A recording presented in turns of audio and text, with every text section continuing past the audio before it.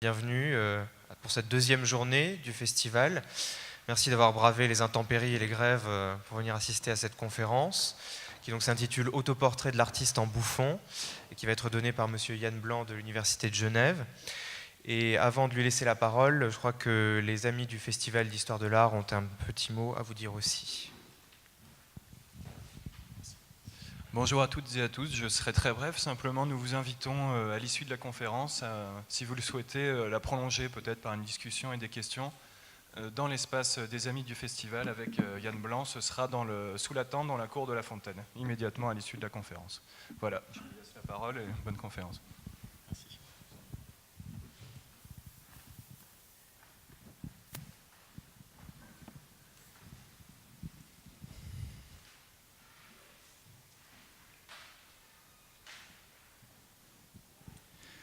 Un jeune homme, à la peau sombre et aux cheveux longs, les yeux écarquillés, nous offre le spectacle navrant de sa bouche béante, d'où s'échappent les fumerolles d'un tabac, où se mêlent également sans doute des effluves d'alcool. Un autre homme, vêtu à la mode de la fin du XVIe siècle, se retourne vers nous, le rire franc. Il lève un grand verre, tout en étreignant de la main gauche la taille d'une jeune femme au charme séduisant. Et un troisième homme, toujours hilar, mais bien plus en chair, chapeauté et habillé à la manière d'un petit bourgeois, tend une pipe à tabac à un jeune garçon innocent. Les trois personnages que je viens de vous présenter partagent deux points communs. D'abord, ce sont des peintres néerlandais du XVIIe siècle. Dans l'ordre, Adrian Brouwer, Rembrandt, accompagné de sa femme Saskia, et Jan Steen. Ensuite, ces trois peintres ont fait le choix, dans ces trois tableaux, de se représenter eux-mêmes dans des attitudes ou sous des traits tout à fait ridicules.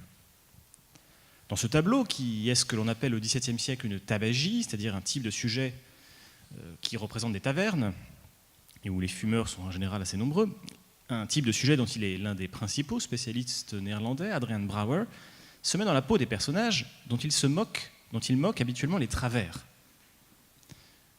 De son côté, Rembrandt se donne un plus mauvais rôle encore. Il apparaît en effet, selon toute probabilité, sous les traits de l'enfant prodigue, dont une célèbre parabole du Christ, à l'évangile de Saint Luc, raconte qu'il a dilapidé l'héritage de son père dans des tavernes et des bordels.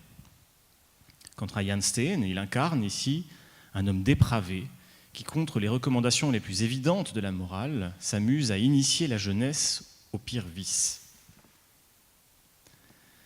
Ces rôles ridicules, ces trois peintres les ont si souvent joués dans leurs œuvres que les biographes ont fini par croire qu'ils avaient été eux-mêmes des êtres débauchés, ou tout du moins enclins à la farce et à la comédie.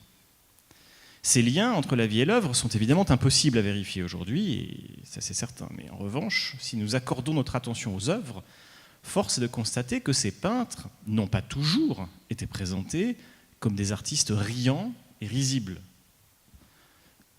Quand, vers 1634, Anton van Dyck peint le portrait d'Adrian Brouwer, je vous le montre, je reviens.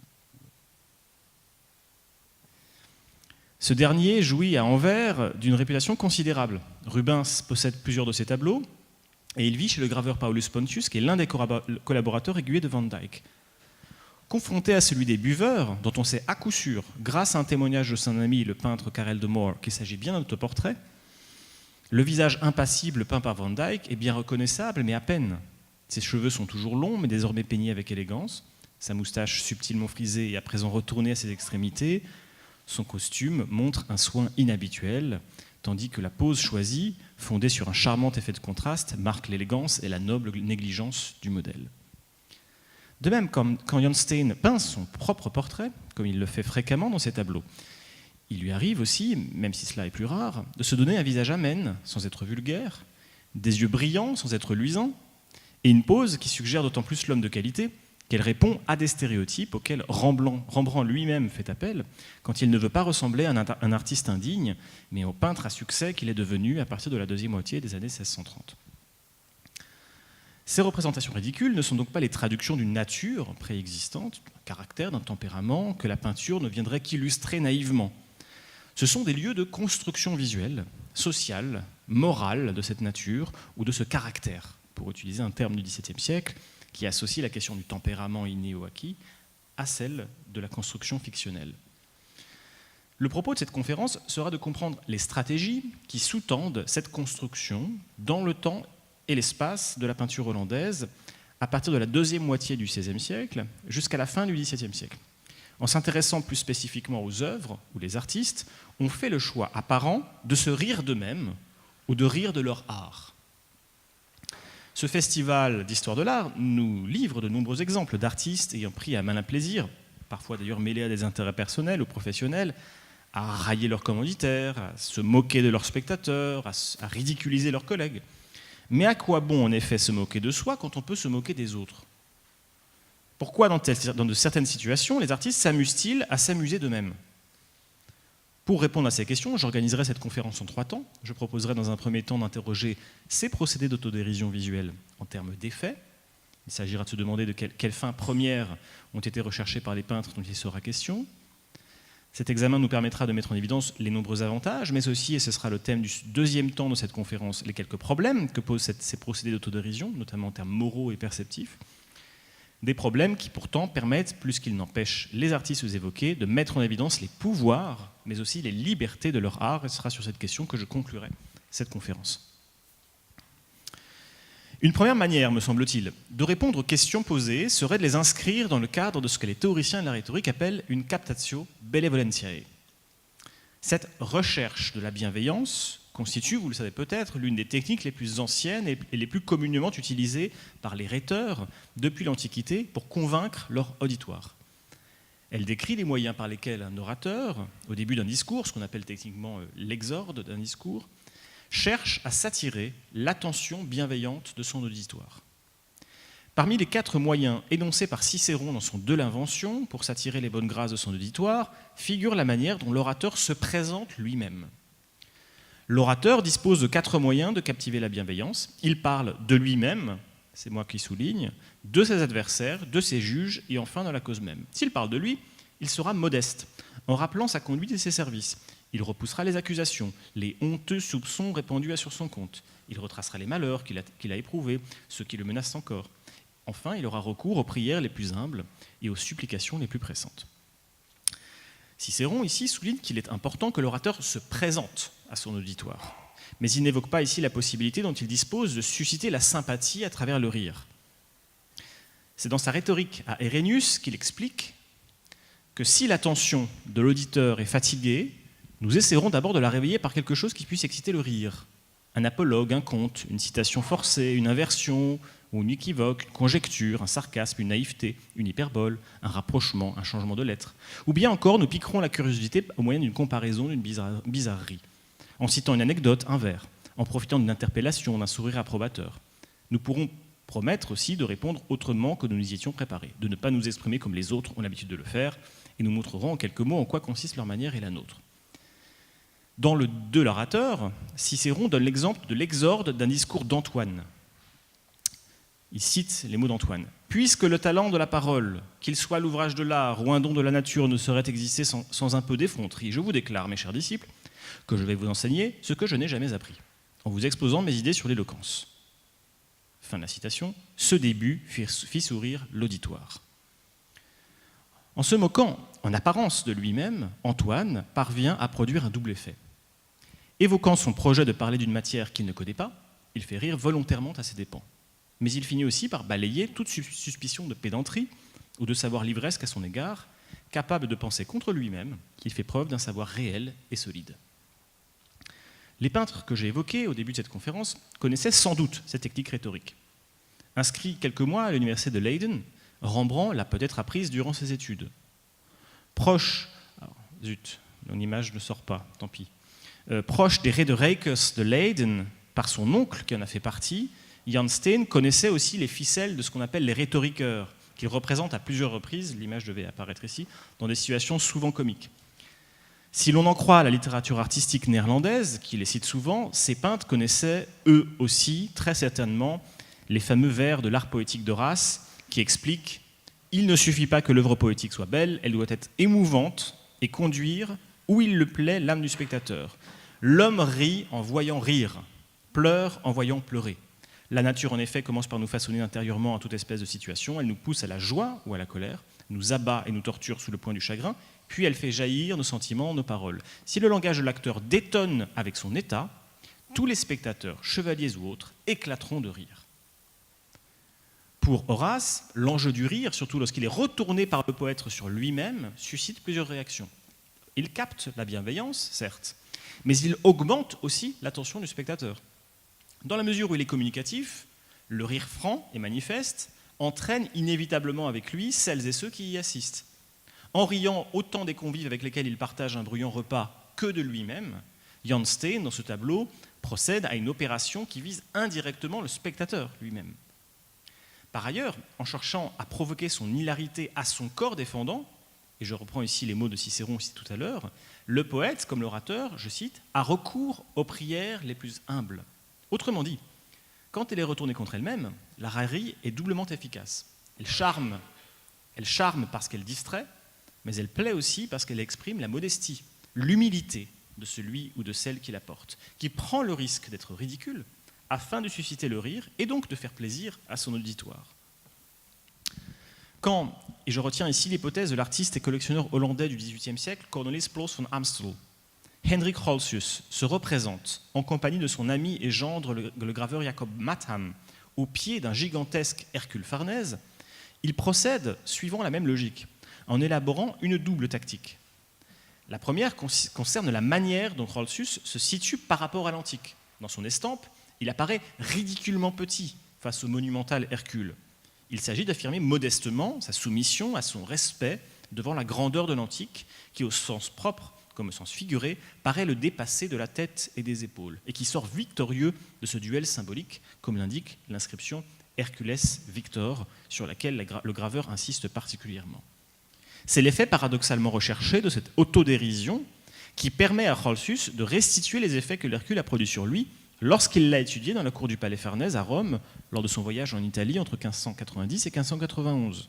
Par là, il s'agit d'attester par l'image du fait qu'il connaît l'antique de première main, et donc qu'il est lui-même justifié à le représenter, voire à le dépasser en proposant des variations personnelles.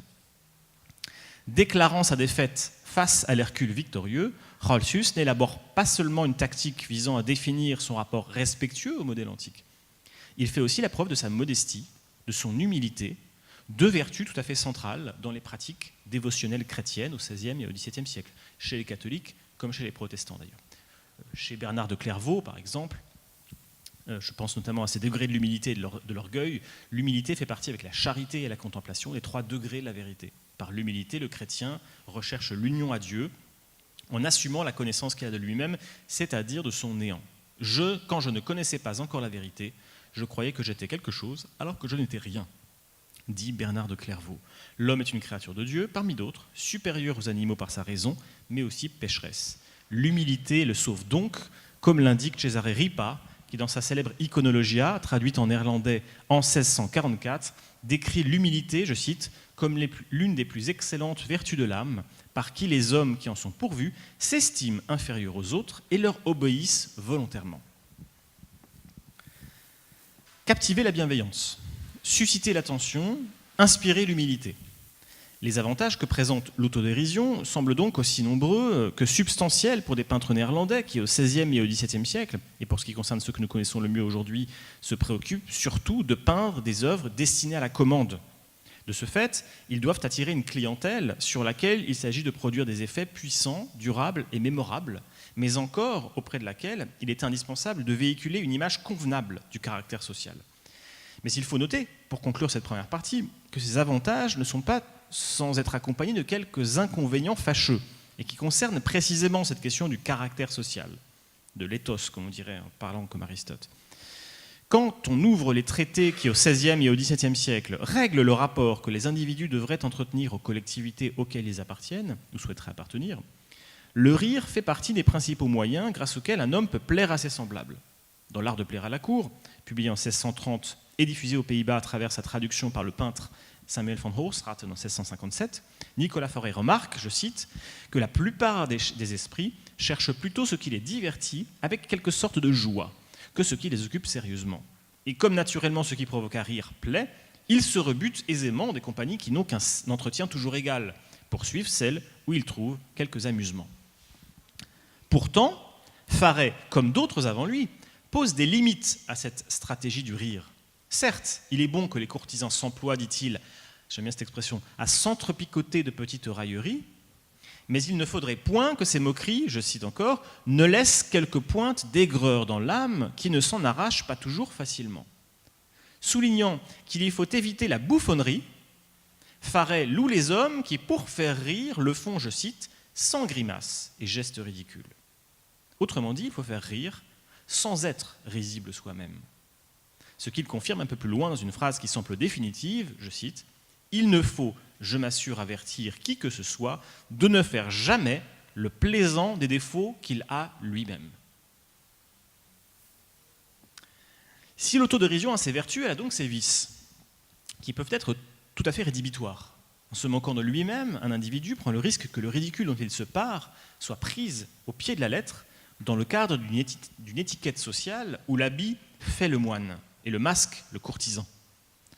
Comment comprendre pour autant, et malgré ces réserves, que les peintres néerlandais du XVIe et du XVIIe siècle ont souvent pris la peine, et avec succès, de se moquer d'eux-mêmes, au sein même de leurs œuvres, et que des peintres comme Jos van Kraasbeek, l'un des élèves et amis d'Adrian Brouwer, ou encore le peintre de fleurs Jan Davids de Heem, aient eux aussi fait le choix de se représenter ou de se faire représenter dans des situations ridicules, dégradantes ou simplement prosaïques. Il y aurait sans doute de nombreuses manières de répondre à cette question, en commençant par relativiser l'importance des traités de civilité dans les constructions sociales du XVIe et du XVIIe siècle. Une autre manière serait de déplacer notre regard de ces textes savants qui font l'éloge sérieux du rire vers d'autres textes savants qui, procédant à l'inverse, rient des matières sérieuses qu'ils évoquent. Je parlais de la littérature parodique et surtout de l'œuvre qui, dans les Pays-Bas, a joué un rôle premier dans l'élaboration des mécanismes et des procédures de l'autodérision, d'abord dans le domaine de l'érudition littéraire, puis dans celui de l'image. Je veux parler de l'éloge de la folie d'Erasme de Rotterdam. Publié pour la première fois en 1511 et connaissant jusqu'à la fin du XVIIe siècle un nombre considérable de rééditions, de traductions, de commentaires et de variations, cet ouvrage est organisé sur deux plans d'énonciation. L'un, explicite, met en scène la figure allégorique de la folie, qui parle à la première personne du singulier et qui défend, dans ce texte, les vertus de la tromperie et de la démence à l'encontre de toutes les règles habituelles de la sagesse. L'autre plan d'énonciation, implicite, est évidemment une attaque en règle contre les abus superstitieux, contre les pratiques corrompues de certains membres de l'Église, mais aussi, plus largement, contre les discours des philosophes et des savoirs qui, enfermés dans la prison de leur certitude, se prennent tellement au sérieux qu'ils ne peuvent plus véritablement penser et qu'ils ne préparent plus à la vertu. En multipliant les antiphrases, les inversions carnavalesques, Erasme dresse un portrait par l'absurde du sage, dont la folie prend un malin plaisir à se moquer. Certains des thèmes du discours érasmien ont d'ailleurs été largement et fréquemment repris par les peintres néerlandais du XVIe et du XVIIe siècle. Je pense notamment aux éloges adressés à la joie des fous, si je vous montre un tableau de Adrian van de Veen, aux critiques des savants ou aux mauvais maîtres d'école. C'est ce type de thème qu'on retrouve énormément dans la peinture néerlandaise du XVIIe siècle. Mais Erasme a également inspiré les peintres néerlandais en leur fournissant des nouveaux moyens d'expression. Parmi eux, et par manque de temps, je n'en citerai ici que deux, qui ont affaire à la question de l'autodérision. Le premier de ces moyens, érasmien donc, est ce que l'on appelle au XVIIe siècle la parodie. Dans un ouvrage poétique posthume publié en 1561, le théoricien néerlandais Jules César Scaliger désigne par parodie, parodia, la figure consistant à introduire, je cite, subrepticement, à côté d'un sujet sérieux, d'autres sujets ridicules, et cela en vue du délassement de l'esprit. Ainsi, quand vers 1668, Jan Steen peint son Antoine et Cléopâtre, il choisit de faire surgir son propre personnage hilar dans la marge droite de son tableau, faisant ainsi cohabiter l'histoire des anciens et son commentaire par un moderne. L'histoire antique, du banquet d'Antoine et Cléopâtre, notamment racontée au livre 4 de l'histoire naturelle de Pline l'Ancien, a souvent été représentée par les peintres néerlandais, ici Gérard de Lérès. À l'instar de Jan Steen, il profite souvent de cette scène qui suppose de déployer un grand nombre de figures et d'objets pour mettre en évidence la variété et la richesse de leur invention. Je rappelle le sujet. Ayant invité Marc-Antoine à un splendide banquet, Cléopâtre lui déclare la veille qu'elle engloutirait 10 millions de sesterces en un repas. Antoine désirait apprendre comment, mais il ne pensait pas que cela fût possible. Ils parièrent donc. Conformément à ses instructions, les serviteurs posèrent simplement devant elle, Cléopâtre, un vase de vinaigre dont la puissante âcreté dissout les perles. Or, elle portait aux oreilles cet ouvrage le plus extraordinaire et véritablement unique de la nature. Tandis qu'Antoine attendait de voir ce qu'elle allait faire, elle ôta l'une des perles, la plongea dans le vinaigre, et quand elle fut liquéfiée, elle l'avala. Alors qu'elle s'apprêtait à engloutir l'autre de la même manière, Lucius Plancus, arbitre de ce pari, leva la main et déclara Antoine vaincu. Dans son interprétation de l'histoire antique, Steen fait le choix de faire apparaître son image rigolarde, non point au cœur de la scène, mais à son bord, comme s'il commentait un texte d'une glose marginale. Il dégage sa figure de l'espace propre du tableau, tout en procédant, selon la définition proposée par Scaliger en 1561, à un traitement parodique du manquet, introduisant subrepticement une figure ridicule à côté d'un sujet sérieux. On est vraiment ici face à une parodie au sens littéral du terme. Et de manière ambivalente d'ailleurs. Steen rit-il avec Cléopâtre, qui elle aussi a le sourire aux lèvres, en s'amusant de l'habileté de son stratagème, ou rit-il de Cléopâtre, c'est-à-dire du luxe ridicule et excessif de ce banquet uniquement destiné à assouvir ses désirs de pouvoir? Impossible de le savoir, d'autant que la position liminaire de Steen le présente à la fois comme un acteur et comme un spectateur de l'action. Toujours est-il que l'effet parodique est évident, qu'il concerne le détail ou la nature même de l'histoire. J'évoquerai ici rapidement un autre moyen d'expression que l'éloge de la folie a pu inspirer aux peintres néerlandais du XVIe et XVIIe siècle, c'est l'ironie, qui, vous le savez, est cette figure de style qui consiste à dire le contraire de ce que l'on veut faire entendre. C'est, me semble-t-il, la logique ironique qui préside à certaines des manifestations d'autodérision que nous avons rencontrées jusqu'à présent. L'exemple le plus caractéristique, je le crois, est celui de cet autoportrait de Rembrandt en Fils prodigue, dont on peut tirer deux interprétations radicalement opposées. À première vue, le tableau de Rembrandt apparaît comme un simple étalage de luxe, voire de luxure. Exprimant leur joie, les deux figures principales, qui ont les traits du peintre et de son épouse, ne semblent exprimer aucune réserve, ni aucune inquiétude sur leur situation. Cette simple scène de taverne, ou de bordel, pourrait n'être ainsi destinée qu'à célébrer les plaisirs de la chair et de la bonne chair, comme c'est encore le cas durant cette période dans des natures mortes ou dans des scènes de la vie ordinaire. Vous marquerez d'ailleurs, au passage, que le fou est réintégré dans l'image. Ici, c'est un tableau de Joachim Jordans. Mais le tableau de Rembrandt pourrait aussi être considéré comme un tableau ironique, qui ne croit pas en ce qu'il montre et qui ne montre pas ce en quoi il croit. Ou plus exactement, il ne le montre pas, il le laisse deviner. Chez Rembrandt, la clé de cette ironie serait le pan placé sur la table. La chair réputée imputrescible de cet oiseau, ainsi que la chute et la repousse de ses plumes au printemps, l'ont souvent désigné comme le symbole du Christ, mort et ressuscité. On peut en voir quelques exemples dans des représentations antérieures, mais également dans d'autres tableaux de Rembrandt, où sont évoquées la nature divine du Christ ou le mystère de son incarnation. C'est le cas de cette visitation peinte 3 ans après l'autoportrait en Fils prodigue. Paraissant toiser la scène d'un regard réprobateur, le pan désignerait ainsi la grâce infinie de Dieu, métaphorisée dans la parabole par la figure du Père, qui pardonne à son enfant malgré ses vilainies, et avec laquelle donc Rembrandt en Fils prodigue sait qu'il se réconciliera. Il serait donc également possible d'analyser ce tableau sous l'angle moral d'une confession de foi. Rembrandt se représente sous les traits d'un enfant qui a dilapidé sa propre fortune issue du legs de son père. Or, au moment où il peint ce tableau, il ne cesse d'amasser une fortune considérable, qu'il réinvestit aussitôt par l'achat de grand nombre d'œuvres d'art et d'objets d'art pour constituer sa collection. Rembrandt fait donc le choix de jouer dans son tableau le rôle ridicule qu'il ne tient pas dans sa vie. Peut-être sur le modèle d'Albrecht Dürer, que la tradition a reconnu sous les traits du Fils prodigue désargenté sur son tas de fumier et au milieu des porcs, Rembrandt assumerait ses mauvais penchants sur le mode chrétien de l'humiliation, par l'acceptation de sa propre vanité, en admettant publiquement que ce qu'il possède, il ne le possède pas vraiment, et que bientôt il ne le possédera plus. L'humble Fils prodigue se déferait ainsi de son propre orgueil, peut-être également d'ailleurs celui signifié par le pan, en profitant finalement de la miséricorde divine à l'égard du pécheur qui est prêt à admettre et à revenir sur ses propres erreurs. Vous voyez, le tableau peut être lu en un sens littéral et aussi en un sens figuré, comme une antiphrase en réalité. Ces quelques développements pourraient donner le sentiment que sur le mode parodique et ironique de l'éloge de la folie, les peintres néerlandais du XVIe et du XVIIe siècle ont pour ainsi dire intériorisé dans leurs tableaux les fonctions premières des bouffons et des fous du roi. En se complaisant dans des attitudes grotesques ou ridicules, le bouffon divertit ses comparses autant qu'il les révèle à eux-mêmes. Contrairement aux parfaits mais aussi flatteurs courtisans qui doivent savoir se tenir et ne pas faire le plaisant, je renvoie aux propos de Nicolas Forêt, ne pas faire le plaisant de ses propres défauts, le fou est le seul à la cour à pouvoir tenir un discours de vérité au roi, comme le remarque d'ailleurs Erasme. Les bouffons procurent ce que les princes recherchent partout et à tout prix, l'amusement, le sourire, l'éclat de rire, le plaisir. Accordez aussi aux fous une qualité qui n'est pas à dédaigner. Seuls, ils sont francs et véridiques. Et quoi de plus louable que la vérité ?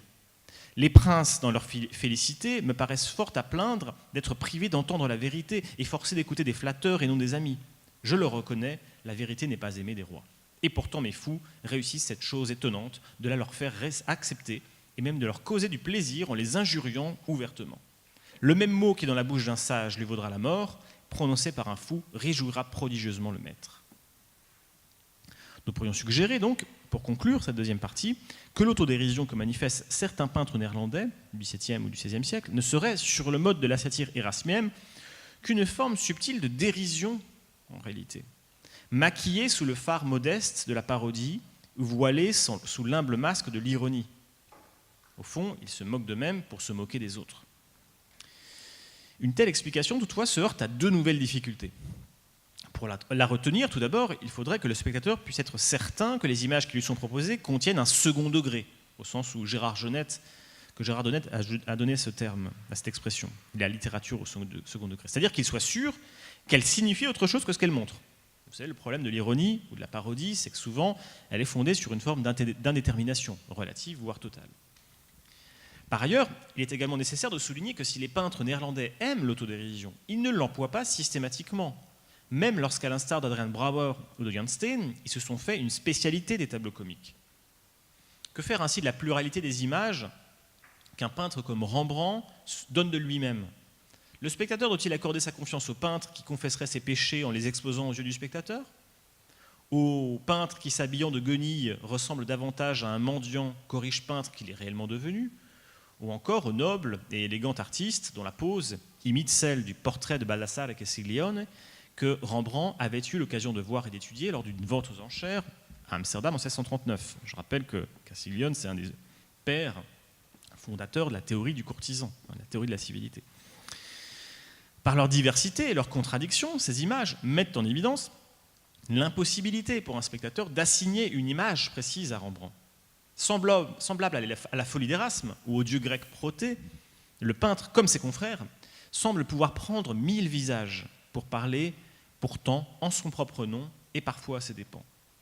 L'autodérision, parce qu'elle n'est finalement qu'un masque parmi d'autres, met ainsi en évidence non pas seulement la dimension critique, voire subversive du rire, c'est un peu une banalité de le dire, y compris lorsqu'il est dirigé contre soi-même, mais aussi plus généralement la capacité dont disposent les peintres à pouvoir, à travers un jeu de rôle dont ils sont les savants et secrets organisateurs, à tromper et à manipuler leurs propres spectateurs. Pour entamer cette troisième et dernière partie, j'aborderai les avantages que les peintres néerlandais du XVIe et du XVIIe siècle tirent des procédés d'autodérision qu'ils s'infligent à eux-mêmes. Je souhaiterais analyser un tableau qui me paraît tout à fait paradigmatique. Je parlais du Charlatan, une œuvre peinte en 1652 par le premier élève connu de Rembrandt, qui est Gerrit Douw, Gérard Doux en français. Ce tableau, qui est le plus grand que nous ayons conservé de la main du peintre, qui mesure 112 cm sur 83, me semble constituer un véritable manifeste, qui prend l'apparence, en premier lieu, d'un bel exercice d'autodérision. Commençons par décrire le tableau. Nous nous trouvons dans la ville de Leyde, où vit et travaille Gerrit Douw, qui est alors au faîte de sa gloire. Nous reconnaissons à l'arrière-plan l'une des portes de la ville, la Blauwe Poort, ici peinte à droite par Abraham Berstraten. Dominant la scène, un marchand ambulant vend sa camelote à une assistante partagée entre la curiosité et la fascination. À gauche, passe un vieux fermier qui fume sa pipe. Il pousse sa brouette remplie de victuailles, tout en tournant un regard curieux vers le groupe. Près de lui, un chasseur porte un lièvre mort au bout de canon de son fusil. Il écoute et regarde avec attention le charlatan, servant dans la composition de principal relais perceptif au spectateur. Il joue dans la composition le rôle du spectateur. C'est vraiment le spectateur par excellence. C'est la figure une des deux figures qui domine, qui cadre pratiquement le groupe. À ses pieds, un garçon attire un petit oiseau avec de la nourriture. Placés entre le chasseur et la scène, 3 jeunes gens semblent boire les paroles du vendeur. Plus en retrait, un couple paraît occupé à 2 activités bien différentes. La jeune femme envoûtée tente une pièce de monnaie au marchand, tandis que c'est son généreux décolleté qui attire le regard de son acolyte. Plus proche de nous, nettoyant les fesses de son enfant, une vendeuse de pancakes écoute une petite fille qui semble l'entretenir de quelques matières importantes, probablement liées au discours du camelot. Et à droite, posant sa main sur l'estrade, un écolier se retourne, souriant vers une vieille femme qui, serrant son panier contre elle, est trop occupée à écouter le discours du bonimenteur pour s'apercevoir qu'un jeune garçon, coiffé d'un béret rouge, est en train de lui faire les poches. Dans ce tableau, seul le chien, au premier plan, semble totalement impassible face au spectacle. En revanche, un personnage semble tout à fait intéressé par le spectacle du charlatan, mais aussi par la présence du spectateur. C'est naturellement le peintre lui-même, qui, dans son propre tableau, surgit sous la forme d'un autoportrait à la fenêtre d'une maison. Depuis les années 1970, les historiens de l'art s'ingénient à trouver dans ce tableau la manifestation d'une antithèse à la fois morale et esthétique. Il y aurait d'un côté la représentation du charlatan, qui symboliserait le mauvais artiste. Je renvoie notamment aux travaux de Jan Heemans, qui se contente de tromper ses clients en leur vendant à prix d'or de la poudre de perlimpinpin. Et de l'autre, celle du bon artiste, incarné par Gérard Doux, lui-même, qui adresserait un clin d'œil complice à ses spectateurs, seuls capables de se défaire des illusions du camelot. Pourtant, la composition du tableau, me semble-t-il, ne crée pas véritablement de césure entre les figures du charlatan et du peintre. Tous deux partagent le même espace. Par la proximité, par leur attitude, ils semblent même se répondre l'un à l'autre, comme un miroir. Par ailleurs, il suffit d'ouvrir les ouvrages théoriques du XVIe et du XVIIe siècle pour s'apercevoir qu'ils ne cessent de faire l'éloge des peintres dont l'art est capable de tromper le regard, en faisant croire que les surfaces qu'ils recouvrent de couleurs sont, pour citer ici une célèbre phrase du peintre Samuel von Hoosraten que je citais tout à l'heure, je cite, « comme un miroir de la nature qui fait que des choses qui n'existent pas paraissent exister ». Cet ancien élève de Rembrandt, comme Doux, et qui est d'ailleurs un des meilleurs spécialistes néerlandais du trompe-l'œil, ajoute dans le traité qu'il publie en 1678, je cite, que l'art de peinture doit tromper l'œil par les contours et les couleurs. Un avis partagé par Philips Angel, un autre théoricien, qui dans l'éloge de l'art de la peinture, lors de Schilderkunst, publié à Leiden, 10 ans tout juste avant la réalisation du Charlatan, donc c'est un texte non seulement publié dans la même ville que Gérard Doux, qui a été d'ailleurs prononcé devant les membres de la Guilde de Saint-Luc, à laquelle appartenait Gérard Doux, et qui présente dans ce texte Gérard Doux comme le peintre le plus accompli de son temps. Dans ce texte, il défend l'idée selon laquelle, je cite, « Si un maître sait si bien imiter la vie que les gens pourraient juger qu'il s'est rapproché de sa vérité, et cela sans être capable de discerner la manière magistrale avec laquelle il s'y est pris, un tel esprit mérite alors les louanges et les honneurs et doit être rangé au-dessus des autres. » Selon toute probabilité, donc, ce tableau de Gérard Doux ne fait donc pas l'éloge de sa peinture au nom de la vérité, mais bien au nom des mensonges dont elle est capable. Et cela, une nouvelle fois, sur le mode de l'autodérision. Il va de soi qu'en se présentant comme le double, le complice, peut-être même l'assistant du charlatan, Doux se moque de lui-même. Sans doute le camelot n'est-il d'ailleurs pas le seul personnage auquel le peintre identifie la figure du peintre. Le jeune garçon, par exemple, qui cherche à attirer un petit oiseau avec une graine, peut-être un grain de raisin, ferait éventuellement écho aux efforts du charlatan, qui attire ses clients. Mais sans doute également à la fameuse métaphore des raisins de Zeuxis, notamment contée par Pline l'Ancien. Je vous le rappelle, ce fameux épisode. Parasius entra en compétition avec Zeuxis. Celui-ci avait présenté des raisins si heureusement reproduits que les oiseaux vinrent volter auprès d'eux sur la scène. Mais l'autre présenta un rideau peint avec une telle perfection que Zeuxis, tout gonflé d'orgueil à cause du jugement des oiseaux, demanda qu'on se décidât à enlever le rideau pour montrer la peinture. Puis, ayant compris son erreur, il céda la palme à son rival avec une modestie pleine de franchise, car s'il avait personnellement, disait-il, trompé les oiseaux, Parasius l'avait trompé, lui, un artiste. On rapporte que Zeuxis peignit également, plus tard, un enfant portant des raisins. Des oiseaux étant venus volter auprès de ces derniers, en colère contre son œuvre, il s'avança et dit avec la même franchise « J'ai mieux peint les raisins que l'enfant, car si je l'avais aussi parfaitement réussi, les oiseaux auraient dû avoir peur. » De plus, il n'est pas impossible que Doux identifie peut-être son peintre charlatan au petit voleur qui, à droite, profite de l'attention de la vieille femme pour lui faire les poches. Peut-être est-ce en effet une manière amusante pour Doux de souligner les avantages matériels et financiers qu'un excellent peintre qui sait tromper son monde peut retirer de ses talents artistiques, alors que l'artiste Lédois obtient alors de ses tableaux parmi les prix les plus chers des commandes soumises dans les Provinces-Unies. Et d'ailleurs, c'est un lieu commun de la littérature artistique à l'époque que de présenter les peintres comme Doux, comme des vulgaires brigands qui soutirent, je cite explicitement, qui soutirent l'or des bourses de leurs commanditaires. Parce que c'est un tableau comme ça coûte entre 1500 et 2000 florins, c'est-à-dire le prix d'une maison sur un canal d'Amsterdam. Ce sont les tableaux les plus chers qu'on puisse trouver aux Pays-Bas au XVIIe siècle. Doux ne serait en tout cas ni le premier ni le dernier néerlandais du XVIIe siècle à faire l'éloge de la tromperie en utilisant la figure paradigmatique du charlatan. Je pense notamment aux charlatans italiens peints par Carrel du Jardin en 1657. Le site du Louvre nous dit qu'il s'agit, je cite, d'une plaisante évocation de comédiens ambulants italiens tournant en dérision la médecine et ses médicaments. Du point de vue que j'essaie de développer ici, ce tableau constitue plutôt l'éloge de la puissance trompeuse et mimétique de la peinture, comme le révèle toute une série de signes tout à fait explicites livrés par l'œuvre, les rideaux, le masque, le portrait peint à l'arrière-plan et le singe, que l'on trouve également chez Gérard Doux, je ne sais pas si vous l'avez vu, et qui symbolise l'acte d'imiter. En néerlandais, imiter se dit aussi na apen, qui, comme dans le français singer, associe le singe et l'imitation fidèle. Mais la singularité du charlatan de Gérard Doux est qu'à la question de l'illusion et de la tromperie, le peintre associe sa propre image comique. En présentant la figure du peintre à une fenêtre qui redouble les bords du tableau, tout en rappelant le cadre même de la représentation mimétique, Doux met en évidence ce qui n'est au fond qu'une fiction, comme il le fait d'ailleurs dans d'autres autoportraits.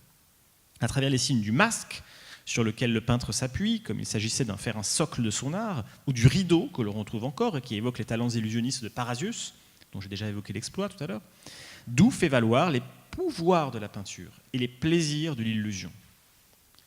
Si les autoportraits de Doux font la publicité des pouvoirs de son art, trompeur, minutieux, proche de la nature, son collègue lédois Jan Steen insiste surtout sur le registre des plaisirs, ce qui au fond n'est qu'une autre manière de mettre en valeur l'efficacité de ses œuvres, notamment lorsqu'il se présente par exemple en joueur de lutte. À travers le thème du ménestrel bouffon, que l'on retrouve par exemple chez Frans Hals à la même période, Steen fait ainsi allusion à la joie que ces tableaux souhaitent procurer à ses spectateurs sur le modèle horacien que j'évoquais tout à l'heure du poète qui, pour faire rire, doit rire lui-même. De même, il propose une analogie audacieuse, mais assez fréquente chez les peintres néerlandais du siècle d'or, entre le plaisir esthétique et le plaisir sexuel. Par sa forme, qui évoque à la fois les sexes masculins et féminins, mais aussi par son nom, luth, luit en néerlandais, que l'on retrouve notamment dans le mot français lutiner et ses équivalents néerlandais. Le luth est un instrument qui, depuis le XVIe siècle, est souvent associé à la séduction plus ou moins galante et à la recherche des plaisirs sexuels. En se représentant comme celui qui suscite la passion sexuelle ou dans un autre tableau comme celui qui la ressent, Jan Steen rit de lui-même, tout en se présentant comme le peintre par excellence de l'exaltation des sens. Notons enfin qu'en se représentant en joueur de lutte, Jan Steen cherche probablement à se rapprocher de ce qu'on appelle depuis l'Antiquité l'homme sanguin, qui avec le bilieux, le flegmatique et le mélancolique fait partie des traditionnels 4 tempéraments humains. Dans l'Iconologia, que j'ai déjà évoqué, Cesare Ripa décrit ainsi le tempérament sanguin, 4 tempéraments. Le tempérament sanguin, c'est ce jeune garçon qui nous le représente, qui a les cheveux blonds, le visage replet et le teint mêlé de blanc et de rouge. Il passe son temps à jouer du luth, et du côté de cette figure se voit un mouton qui broute une grappe de raisin, et de l'autre, un livre de musique ouvert. Ripa ajoute « Le sanguin est peint », alors c'est drôle parce qu'on a l'impression qu'il décrit plus le Jan Steen que la gravure qui orne son manuel, il dit « Le sanguin est peint avec un visage riant ». Bon, ça ne se voit pas beaucoup sur la gravure, d'autant que selon Hippocrate, il arrive d'ordinaire quand ceux qui abondent d'un sens parfaitement tempéré s'engendrent des esprits vitaux, subtils ou purs, qui produisent la joie et les rires. D'où il s'ensuit que telles personnes sont ordinairement de belle humeur et qu'elles ne demandent qu'à jouer et à se divertir. En se représentant ainsi, Jan Steen, comme ses collègues, fait ainsi du tempérament sanguin, qui est aussi le tempérament des personnes de belle humeur, donc le tempérament sanguin, c'est le tempérament comique par excellence, qui ne demande qu'à jouer et à se divertir, le tempérament par excellence des artistes. Pour le dire autrement, faire le sot ou faire le fou, pour ces peintres, revient au fond à faire l'artiste. C'est-à-dire à produire des œuvres qui ne jouent pleinement leur rôle que lorsqu'elles nous emplissent de la joie que procurent les divertissements de ce qui est représenté, ou le plaisir suscité par la manière dont ils sont représentés, mais encore à incarner un rôle psychologique et social placé sous le signe de la joie et de l'hilarité. Par ailleurs, et c'est un second point que j'évoquerai dans un instant, cette définition sanguine des arts constitue un véritable renversement dans une longue et ancienne tradition historiographique dont je souhaiterais mesurer la portée dans la conclusion de cette conférence. Si donc de nombreux peintres néerlandais aiment, dès la deuxième moitié du XVIe siècle, à rire d'eux-mêmes, ce n'est pas simplement parce que cette autodérision leur permet de s'accorder a priori les faveurs de leurs spectateurs. Première partie. Ce n'est pas non plus seulement parce que cette autodérision, parodique ou ironique, leur offre la possibilité de voiler un discours critique et moqueur. Deuxième partie. Et ce n'est pas seulement enfin parce que cette autodérision les conduit à se définir en tant qu'artistes, par la mise en valeur de leur talent et de leur liberté, talent et pouvoir de créer des illusions et des fictions auxquelles croit le spectateur, ce pauvre naïf. C'est aussi parce que cette autodérision marque un imaginaire visuel commun, auquel les peintres participent d'autant mieux qu'ils renforcent l'idée qu'ils ont en partage d'appartenir à une nouvelle nation européenne. Un élément très important. Cette apparition de la figure du peintre comique néerlandais apparaît au moment où commence la rébellion des Hollandais contre les Espagnols et Habsbourg, et elle prend forme, elle crée la forme d'un nouveau type d'artiste typiquement néerlandais et typiquement hilar. C'est la seule nation en Europe à l'époque qui fait de la figure du peintre comique quasiment une figure de substitution du peintre en général. À cet égard, il me semble possible d'affirmer que les différents mécanismes visuels et iconographiques de l'autodérision, tels qu'on peut les déceler et les analyser au sein de la peinture néerlandaise moderne, ne constituent pas simplement des accidents ou des épiphénomènes, des caractéristiques amusantes ou les signes du tempérament comique de ces peintres, du fait que les Hollandais sont joyeux et boivent beaucoup et fument beaucoup, mais un fait structurant de la culture néerlandaise, de ce qu'on pourrait appeler ce grand siècle d'or. Un siècle d'or qui commencerait plus tôt qu'on l'imagine, qui durerait un siècle et demi en réalité. Selon des modèles prégnants dès l'Antiquité et réinvestis à partir de la fin du Moyen-Âge, c'est en effet à travers la motif de la mélancolie qu'est décrit le tempérament des artistes et des hommes de science habituellement. Cela est vrai chez Albrecht Dürer, qui fait référence dans ses célèbres estampes, ainsi que dans ses autoportraits dessinés vers 20 ans. Cela est également vrai chez les artistes du XVIIe siècle. Zut, décidément, il y a des problèmes d'image. Bon, à droite, il faut imaginer l'autoportrait de Salvatore Rosa, le fameux autoportrait de Salvatore Rosa. Mais c'est également vrai, ce motif mélancolique chez les artistes du XVIIe siècle, soit de façon explicite, chez Rosa, soit de manière plus tacite, à travers des représentations où prédomine le sérieux ou la gravité, comme ce portrait musical de la famille du peintre milanais Carlo Francesco Nuvolone. Si les peintres hollandais aiment aussi se représenter et se faire représenter en musiciens, comme on l'avait avec Jan Steen, leur musique se veut plus humide, plus chaude, plus aérienne, pour en pointer les qualités du tempérament sanguin. À l'image de ce portrait familial du peintre comique Jan Minse Molenaar, c'est à une musique plus sanguine qu'ils font appel, conservant toujours une certaine forme de dignité formelle, mais laissant aussi souvent échapper ici et là des sourires discrets ou des rires plus francs. Je ne souhaite pas affirmer ici que la mélancolie disparaît de l'horizon des légendes artistiques néerlandaises, loin de là. En 1678, Van Hoogstraten, que je citais tout à l'heure, oppose explicitement deux types de tempéraments artistiques. Les peintres de tempérament mélancolique, explique-t-il, ont généralement une bonne mémoire, mais aussi une intelligence un peu lourde, ce qui explique qu'ils aiment se spécialiser dans un domaine spécifique qu'ils approfondissent, devenant ainsi des excellents peintres de talent particulier. Les peintres de tempérament sanguin, en revanche, sont souvent vifs, brillants d'esprit, mais disposent d'une mémoire parfois un peu courte. Ils s'ennuieraient vite à se concentrer sur un seul sujet, si bien qu'ils sont en général de meilleurs peintres d'histoire. Van Hoorstraten souligne toutefois que cette classification qui oppose l'universalité des Italiens et la spécialisation des Néerlandais est ancienne et qu'elle permet surtout de qualifier la situation artistique des XVe et XVIe siècles. Son ambition, comme celle de la plupart des théoriciens et des peintres néerlandais modernes, est précisément de renverser cette hiérarchie, ce qui explique que si le thème iconographique de la mélancolie demeure présent dans la peinture néerlandaise du XVIe siècle, elle est presque toujours associée, comme ici chez Peter Code ou chez Jan David Zeheim, à une critique de l'étude ennuyeuse et du manque d'énergie avec laquelle ces savants se plongent dans leur travail. C'est une critique de la mélancolie, jusqu'à d'ailleurs s'y endormir, comme ces tableaux de Nicolas Maas, qui s'amusent à représenter des vieilles femmes assoupies pendant la lecture, tout en jouant sur le thème classique de la mélancolie. Donc ce sont des discours visuels anti-mélancoliques.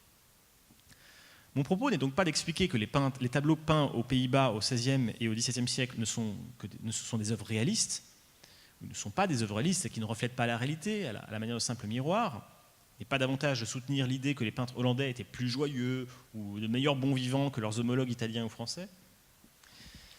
C'est possible, hein, mais j'en sais rien, à dire vrai. Je ne sais pas si on puisse le savoir. Je ne connais pas une seule œuvre réaliste dans la peinture européenne avant que le terme de réalisme ne soit inventé au XIXe siècle. Je veux dire, Caravage n'est pas un peintre réaliste, par exemple. Rembrandt n'est pas un peintre réaliste, ça va de soi. Et je ne crois pas davantage en l'existence d'un esprit des nations ou d'une théorie des climats. En revanche, c'est un point essentiel, les femmes et les hommes du XVIe et du XVIIe siècle y croyaient. Marqués par une culture où d'Aristote à Montesquieu, en passant par les 6 livres de la République publiés par Jean Bodin en 1576, on pense que les nations et les individus peuvent être caractérisés, classés et opposés par tempérament. Dans un livre majeur sur le nationalisme publié en 1983, l'historien Benedict Anderson a parlé de ce qu'il appelle des communautés imaginées, pour évoquer ces différentes manières dont un ensemble d'acteurs historiques tentent de penser une identité collective à laquelle ils adhèrent ou à laquelle ils font croire, tant dans l'espace, géographie symbolique, que dans le temps, l'histoire légendaire et mythique. À travers cette conférence, j'ai souhaité montrer que l'autodérision occupe une place centrale dans la communauté imaginée par les Néerlandais, imaginée que les Néerlandais tentent de construire par les textes et par les images à partir de la deuxième moitié du XVIe siècle. Et dont l'exemple le plus frappant, sans doute, est la manière dont ils se réunissent en communauté à Rome au XVIIe siècle. Je pense notamment, évidemment, à ce qu'on appelle les bamboches, ces amis de Peter van Laar, ce peintre qui a joué un rôle important dans ces années, le premier tiers du XVIIe siècle, le premier et deuxième tiers du XVIIe siècle, se surnommant eux-mêmes la bande de peintres, Schallospent, ou les oiseaux en bande, Bandvogels, comme pour affirmer l'esprit de corps, mais aussi la marginalité qui les réunit, la bande. Ils cultivent une singularité visuelle et sociale qui présente une double caractéristique. Donc, ce sont des peintres néerlandais qui, à Rome, pratiquent ce type de rites sociaux, des fêtes, des carnavals, des rites d'initiation, et qui les représentent dans leurs tableaux, les vendant à leurs commanditaires romains. Ils cultivent donc une singularité visuelle et sociale qui présente une double caractéristique. La première est un recours systématique à la dérision, fête bachique, initiation festive, divertissement joyeux. Et la seconde, liée à la première, est une référence directe aux mythes anciens de l'âge d'or, qui depuis Hésiode font une large part au thème de l'innocence, de la justice, mais aussi de l'abondance et du bonheur joyeux, et qui, à partir de la deuxième moitié du XVIe siècle, se multiplient dans les tableaux et les estampes, d'abord chez les peintres néerlandais de la cour de Prague de Rodolphe II, puis chez les mêmes artistes qui, revenus au pays, décrivent les Pays-Bas comme un espace idyllique de joie et de prospérité, alors même qu'il est plongé dans une guerre civile depuis 1568. En 1604, 5 ans avant le début de la trêve de 12 ans, le peintre Karel van Mander est l'un des premiers néerlandais à utiliser l'expression de siècle d'or, Golden Eeuw, pour évoquer l'âge d'or des anciens, tel qu'il est décrit par Ovide, mais aussi, selon une interprétation personnelle, la représentation générale qu'il se fait d'un pays prospère, qui ressemble, ou devrait fortement ressembler, aux idéaux politiques de ses propres compatriotes. Je cite, « Le poète, Ovide, en vient à raconter comment les premiers temps du monde, sous le royaume de Saturne, étaient un doux siècle d'or. Ce que nous pouvons comprendre de ce récit est que dans des pays qui sont régis par des rois et des seigneurs justes et sages, les hommes jouissent d'une vie tranquille, calme et joyeuse. » Si l'on parle souvent au sujet du XVIIe siècle, du siècle d'or, notamment pour les Pays-Bas et l'Espagne, ou encore du grand siècle pour la France, ces termes sont évidemment des notions qui sont ni historiquement neutres, ni axiologiquement objectives. tenter de penser la manière dont les peintres néerlandais du XVIe et du XVIIe siècle mettent en scène eux-mêmes le tempérament de leur nation à travers la valorisation de l'identité comique, parodique et ironique, me semble peut-être un bon moyen de réviser cette mythologie du siècle d'or hollandais en s'interrogeant sur la manière dont elle a été construite par ses acteurs mêmes. Je vous remercie de votre attention.